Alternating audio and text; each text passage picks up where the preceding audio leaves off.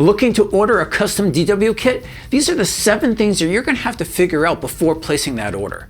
First up are sizes. You probably have a good idea of what you want in advance, how many toms, depth, diameter. There are some important things to consider though. DW, they always list their sizes as depth and then diameter. If you go on, say, Sweetwater's site or Musician's Friend or Guitar Center, you may see that the sizes are listed in a different order. But when you're working on putting your order together for DW, always be sure to list depth before diameter. And just for good measure, make sure you call out that you're listing the depth first. Also be aware that you don't have to pick the standard sizes when you order your drums. Usually the DW collector's kits, they come with fast tom depths on their rack toms and standard tom depths on their floor toms.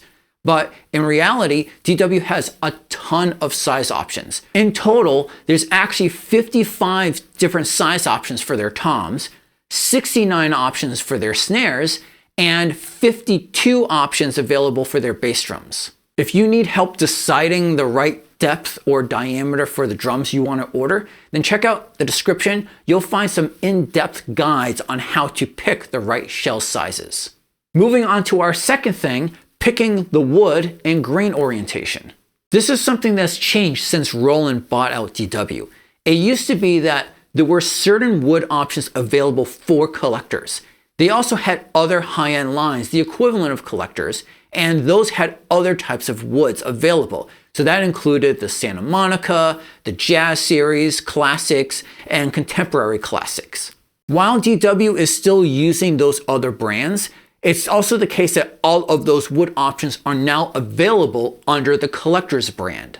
That means that in total, there are 18 different wood options available when you go to order your kit. Now, if that feels a bit overwhelming, don't worry. I have an in-depth guide that'll really help you focus in on exactly which wood you should pick based on your taste, and you'll find that in the description as well. Now, you might also think that you need to pick the grain orientation for your shells as well. DW certainly does list 9 different grain orientations on their site, but in reality, for most of the woods you pick, the grain orientation is decided for you. The only time you get to pick it is if you go with one of the pure maple shells, if you go with, say, the SSC, or decide to go with a variation of that. Moving on to everyone's favorite topic, the finish. Just like a car, the finish is obviously the first thing everyone notices, but please do yourself a favor and spend more time figuring out how you want the drums to sound than how you want them to look. One thing to note here is the cost. The nicer the finish, or really the more work that's involved, the more it's going to cost you. You want an exotic veneer, that'll cost you more. You want them to apply a lacquer, that's going to cost more. You want them to do a burst or a fade or have some multicolor thing applied. It's most likely that the more work that's involved, the more it's going to cost. As you can see here, I have a really nice finish. It's called Deep Rich Red over Moppa Burl. I'm sure if I went with some sort of finish ply, it would have been cheaper. But I also figured that since I'm spending so much money on custom shells, I might as well go all in. There are also some important options that are not directly listed on DW's site. I mentioned that the color I have is a deep rich red. That color is not listed on there. In fact, I'm sure there's a lot of colors that DW has done over the years that's just simply not listed on their site. Their list of color options is just a very limited set of what they can do. So what if, say, you wanted red drums, but you don't know which red you want, or what that red would even be called? Well, in this case, Google image search is your friend. They're going to have indexed all the images from, say, Sweetwater and Guitar Center, all those big stores, but they'll also have images cataloged from all the independent drum stores. And they'll have images from drummers, randomly uploading their kits to Reddit and other places too. Color options are not the only thing lacking from DW's site. They also have lacking information on the direction of the grain for the exotic veneers. You can actually have them go in a different direction sometimes. For example, you can have the grain go at a 45-degree angle. DW refers to this as twisted. And that's not even considering special painted designs that could be put on the drums. And also don't forget that the hoop of the bass drum could be a completely different color compared to the rest of the bass drum. Or every single drum could be a different color. Or you might want to say, hey, the highest rack tom is going to be a bright red, and they're going to get darker as we go down the kit. The next thing you'll need to figure out are the mounting options. You might be thinking, well, rack toms use the STM system and your floor toms have legs, right? Well, no, actually, it doesn't have to follow that. Perhaps you want one single rack tom and you want it to sit in a basket. In that case, you don't have to order the mounting system to go with the tom. For the floor toms, DW actually offers two different types of legs that they can come with. The standard ones, but then also if you search around on their site, you'll see there's these fine-tuned adjustable floor tom legs. These are nice if you want to control how much sustain those floor toms have. Or you could have your floor toms racked or mounted as I did. You'll see that for me, I don't even have the hardware available for the legs to slide into. Be absolutely 100% sure to call out exactly what you want for the mounting for your drums when you put that order in. Also, note that you can have this plate installed on your bass drum if you want your toms mounted directly to the bass drum. The BDM, I believe it's called. I think this is not a default option. So if you don't say anything, I think it does not come with that. But just to be safe, if you don't want it, be sure to explicitly call out that you don't want it. We talked about the finish for the shells before, but you also have some options for the hardware.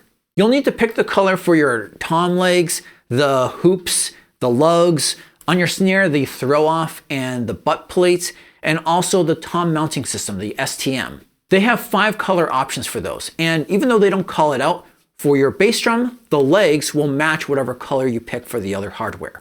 If you wanted though, you likely could probably mix and match some hardware. So maybe one drum has the nickel finish and another drum has the gold finish, or maybe the hoops are one thing and the lugs are something different. You could probably do some mix and matching there. However, that color option usually doesn't extend to other types of hardware. So it doesn't extend to the cymbal stands or the snare drum stand. And no, you can't get them to print the little badges in a different color. Believe me, I already asked. Remember earlier when I said that the floor toms have a second type of leg, the fine-tuned adjustable leg? Well, according to the website at least, that's only available in Chrome. Let's move on to some of the less well-known options. DW, they ship their drums with those iconic large lugs on the Collector series. Their other lines, the Design and Performance series, they ship with somewhat smaller lugs. The smaller lugs used to be an option for the Collector series, but since the Roland acquisition, I don't see that option available anymore. However, they may still be willing to do this, so do inquire about this if you want to have the smaller lugs, although it's probably a good chance that those smaller lugs are only available in Chrome. Going into those lugs are the True Pitch 50 tuning rods. Now, while the older True Pitch 30 rods are still available for the snare drums, they've removed that older option from being available for the drum sets. But they do still seem available when you search on their store. So if you don't like how many turns it typically takes to tune a DW drum, you should definitely inquire about trying to get the TP30 rods instead. Another thing missing are the alternate hoops.